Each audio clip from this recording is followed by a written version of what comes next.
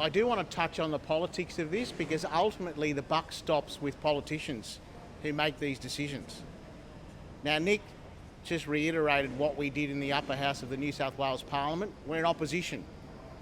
We asked for the decision to be reversed. A similar motion was passed in the Federal Senate. Again, in opposition, asking for the decision to be reversed. But we're not in government. We're not the ones who have handed $800 million worth of taxpayers' money to a company which purports to represent the spirit of Australia. What sort of spirit of Australia? The mean spirit of Australia, where 2,000 people get asked to put in a complying bid, comes in better than the market average, and they said, thanks for coming, you're gone anyway. Let's call this out for what it is. This is a disgraceful act on behalf of the Australian government.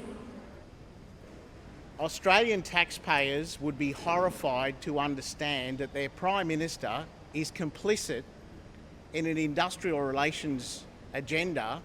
And let's call it for what it is. Some of those questions before, this is all about outsourcing the workforce to create two tiers of employees. One tier that is forced to sleep on floors between shifts, gets under award payments, can't even get a registered agreement up in the Fair Work Commission because the judge won't agree that it meets the minimum standards. And he won't even pick up the phone to say, listen, that $800 million you got comes with strings attached. We're not having 2,000 workers put on the scrap heap so I can give over $800 million worth of taxpayers' money to keep you guys flying. Instead, utter silence.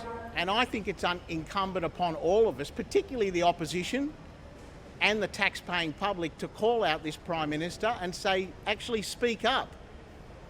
This is not corporate welfare with no strings attached. If we're going to hand over $800 million, we expect these well-paying full-time jobs to be kept on. That was the whole point of JobKeeper.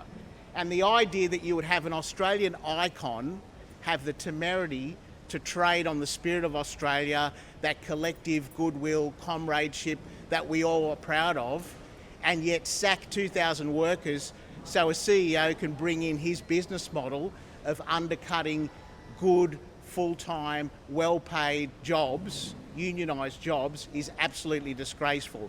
And all this is the federal government being complicit in a company's business plan to create those two tiers of employment so that in the long run, everyone comes down to this instead of this.